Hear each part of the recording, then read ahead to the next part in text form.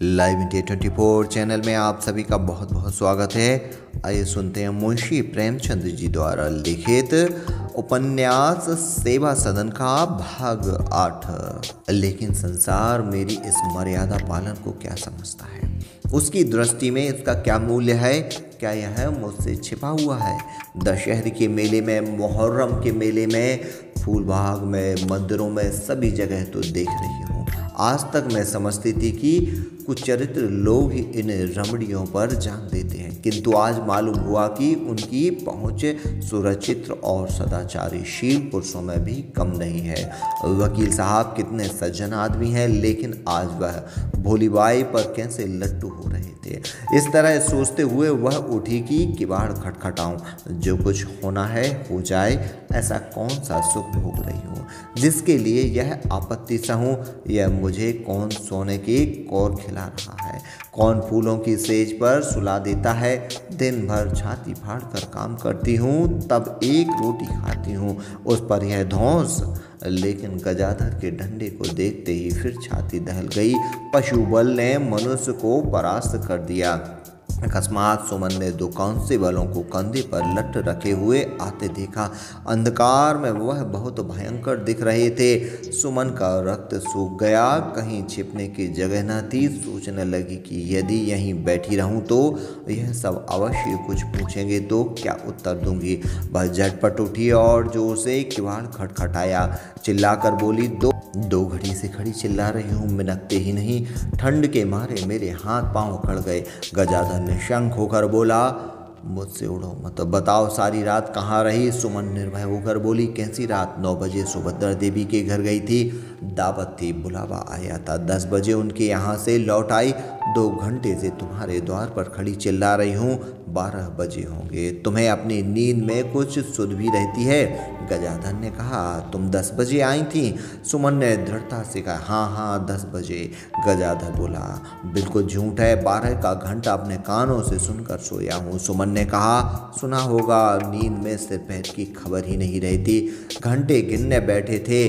गजाधर बोला, अभी यह धांधली एक न चलेगी, साफ साफ बताओ तुम अब तक कहाँ रही थी? मैं तुम्हारा रंग आजकल देख रहा हूँ, अंधा नहीं हूँ, मेरे भी प्रिय चरित्र पड़ा है। ठीक ठीक बता दो, नहीं तो आज जो कुछ होना है हो जाएगा। सुमन बोली, एक बार तो कह दिया कि मैं 10-11 बजे यहाँ आ गई। अगर तुम्हें विश्वास नहीं आता तो ना आवे। जो गहने गढ़वाते हो मत गढ़वाना, रानी रूठेगी, अपना सुहाग लेगी। जब देखो म्यान से तलवार बाहर ही रहती है, न जाने किस बिरते पर। यह कहते कहते सुमन चौंक गई। उसे ज्ञात हुआ कि मैं सीमा के बाहर होती जा रही हूँ। अभी द्वार पर बैठी हुई उसने जो जो बातें सोची थीं और मन में जो बातें स्थिर की थीं, वह सब उसे विस्मृत हो गई। लोकाचार और हृदय में जमे हुए विचार हमारे जीवन में आकस्मिक परिवर्तन नहीं होने देते। गजाधर सुमन की यह कठोर बातें सुनकर सन्नाटे में आ गया। यह पहला ही अवसर था कि सुमन यूं उसके मुँह आई थी। क्रोधोन्मत्त होकर बोला, तू क्या चाहती है कि जो कुछ तेरा जी चाहे किया करे और मैं चूना करूँ? तू सारी रात न जाने कहाँ रही। अब जो पूछता हूँ, जो कहता हूँ, बता। मुझे तुम्हारी परवाह नहीं। तुम मुझे क्या देते हो? मुझे मालूम हो गया कि शहर का पानी तुझे भी लगा, तूने भी अपनी सहेलियों का रंग पकड़ा। बस अब मेरे साथ तेरा निबाह ना होगा। कितना समझाता रहा कि इन चुड़ैल के साथ ना बैठे, मेले ठेले मत जा, लेकिन तूने सुना ना सुना। मुझे तू जब तक बता ना देगी कि तू सारी रात कहाँ रही, तब तक मैं तुझे घर में बैठने न दूंगा। न बताएगी तो समझ ले कि आज से तू मेरी कोई नहीं। तेरा जहाँ जी चाहे जो मन में आवे सुन। सुमन ने कातर भाव से कहा, वकील साहब के घर को छोड़कर मैं और कहीं नहीं गई। तुझे विश्वास ना हो तो जाकर पूछ लो, वहीं चाहे जितनी देर लगी हो। गाना हो रहा था, सुभद्रा देवी ने आने नहीं दिया। गजाधर ने लांछन युक्त शब्दों में कहा, अच्छा तो अब वकील साहब से मन मिला है, यह कहो फिर भला मजदूर की परवाह क्यों होने लगी? इस लांछन ने सुमन के हृदय पर कुठाराघात का काम किया। झूठा इल्जाम कभी नहीं सहा जाता। वह सरोस होकर बोली, कैसी बातें मुँह से निकाल रहे हो? हक नाहक एक भले मानस को बदनाम करते हो। मुझे आज देर हो गई है, मुझे जो चाहे कहो, मारो पीटो, वकील साहब को क्यों बीच में घसीटते हो। वह बेचारे तो जब तक मैं घर में रहती हूँ अंदर कदम नहीं रखते। गजाधर बोला, चल छोकरी, मुझे न चरा, ऐसे ऐसे कितने भले आदमियों को देख चुका हूँ और वह देवता है, उन्हीं के पास जा। यह झोपड़ी तेरे रहने योग्य नहीं है, तेरे हौसले बढ़ रहे हैं, अब तेरा गुजर यहाँ ना होगा। सुमन देखती थी कि बात बढ़ती जाती, यदि उसकी बातें किसी तरह लौट सकती तो उन्हें लौटा लेती, किंतु निकला हुआ तीर कहाँ लौटता है। सुमन रोने लगी और बोली, मेरी आंखें फूट जाएं अगर मैंने उनकी तरफ ताका भी हो, मेरी जीभ गिर जाए अगर मैंने उनसे एक बात भी की हो। जरा मन बहलाने सुभद्रा के पास चली जाती हूँ, अब मना करते हो तो न जाऊंगी। मन में जब एक बार भ्रम का प्रवेश हो जाता है तो उसका निकलना कठिन हो जाता है। गजाधर समझा कि सुमन इस समय केवल मेरा क्रोध शांत करने के लिए यह नम्रता दिखा रही है। कटुतापूर्ण स्वर में बोला, नहीं जाओगी? क्यों नहीं? वहाँ ऊंची अटारी सैर को मिलेगी, पकवान खाने को मिलेंगे, फूलों की स्टेज पर सोगी, नित्य राग रंग की धूम रहेगी। व्यंग और क्रोध में आग और तेल का संबंध है। व्यंग हृदय को इस प्रकार विदीर्ण कर देता है जैसे छेनी बर्फ के टुकड़े को। सुमन क्रोध में बहल होकर बोली, अच्छा तो जबान संभालो, बहुत हो चुका, घंटे भर से मुँह में जो अनाप शनाप आता है बकते जाते हो, मैं तरह देती जाती हूँ, उसका यह फल है। मुझे कोई उल्टा समझ लिया है। गजाधर बोल, मैं तो ऐसा ही समझता हूँ। सुमन बोली, तुम मुझे मिथ्या पाप लगाते हो, ईश्वर तुमसे समझेंगे। गजाधर बोला, चली जा मेरे घर से, कोसती रही। सुमन ने कहा, हाँ, यूँ कहो कि मुझे रखना नहीं चाहते, मेरे सिर पाप क्यों लगाते हो? क्या तुम ही मेरे अन्नदाता हो? जहाँ मजूरी करूँगी वहीं पेट पाल लूँगी। गजाधर बोला, जाती है कि खड़ी गालियां देती रहेगी।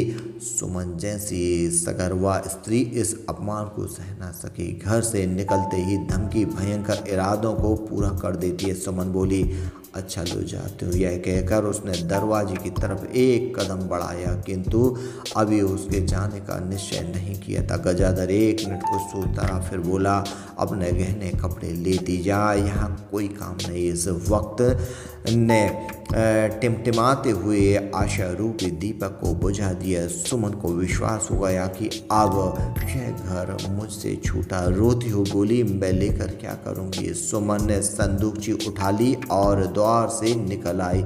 अभी तक उसकी आस नहीं टूटी थी। वह समझती थी कि गजाधर अब भी मनाने आवेगा, इसलिए वह दरवाजे के सामने सड़क पर चुपचाप खड़ी, रोते रोते उसका आंचल भीग गया था। एकाएक गजाधर ने दोनों किवाड़ बंद कर लिए। वह मानो सुमन की आशा का द्वार था जो सदैव के लिए उसकी ओर से बंद हो गया। सोचने लगी, कहाँ जाऊं? उसे अब गिलानी और पश्चाताप के बदले गजाधर पर क्रोध आने लगा था। उसने अपनी समझ में ऐसा कोई नहीं काम किया था जिसका ऐसा कठोर दंड मिलना चाहिए था। उसके घर आने में देर हो गई थी, इसके लिए 2-4 घुड़कियां बहुत थी। यह निर्वासन उसे घोर अन्याय प्रतीत होता था। उसने गजाधर को बनाने के लिए क्या नहीं किया, विनती की, खुशामद की, रोई, किंतु उसने सुमन का अपमान ही नहीं किया, उस पर मिथ्या दोषारोपण भी किया। इस समय यदि गजाधर मनाने भी आता तो सुमन राजी न होती। उसने चलते चलते कहा था, जाओ अब मोहम्मद दिखाना। यह शब्द उसके कलेजे में चुभ गए थे। मैं ऐसी गई बीती हूँ कि अब वह मेरा मुँह भी देखना नहीं चाहते, तो फिर क्यों उन्हें मुँह दिखाऊं? क्या संसार में सब स्त्रियों के पति होते हैं क्या? अनाथाएं नहीं हैं? मैं भी अब अनाथ हूँ। वसंत की समीर और ग्रीष्म की लू में कितना अंतर। एक सुखद और प्राण पोषक, दूसरी अग्निमय और विनाशनी। प्रेम वसंत समीर है, द्वेष ग्रीष्म की लू। जिस पुष्प को बसंत समीर महीनों से खिलाती है उसे लू का एक झोंका चलाकर राख कर देता है। सुमन के घर से थोड़ी दूर पर एक खाली बरामदा था। वहां जाकर उसने संदूकची सिरहाने रखी और लेट गई। 3 बज चुके थे। 2 घंटे उसके यह सोचने में कटे कि कहाँ जाऊं। उसकी सहचरियों में हिरिया नाम की एक दुष्ट स्त्री थी, वहाँ आश्रय मिल सकता था, किंतु सुमन उधर नहीं गई। आत्मसम्मान का कुछ अंश अभी बाकी था। अब वह एक प्रकार से स्वच्छंद थी और उन दुष्कामनाओं को पूर्ण कर सकती थी जिनके लिए उसका मन बरसों से लालायित हो रहा था। अब उस सुखमय जीवन के मार्ग में बाधा न थी, लेकिन जिस प्रकार बालक किसी गाय या बकरी को दूर से देखकर प्रसन्न होता है पर उसके निकट आती भय से मुंह छिपा लेता है, उसी प्रकार सुमन अभिलाषाओं के द्वार पर पहुंचकर भी भीतर प्रवेश न कर